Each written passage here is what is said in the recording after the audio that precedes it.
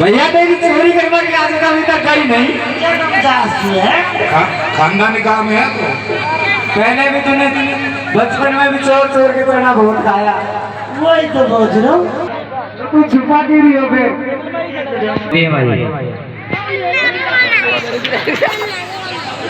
मैंने सुधा को दियो कौन बता दियो। महीना 2 महीना तेरी हालत खराब है। नहीं आराम कर जो महीना 2 महीना भाभी लेना तो मुश्किल।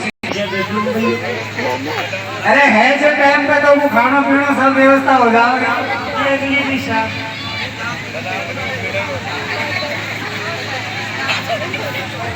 छोटा चाचा तीनों जाको एक जगह। नाचो ओए चाचा खड़ा तो करो मैं रुक्मणी जी। अरे वाह सुदामा रुक्मणी का तो मुंह छू गई।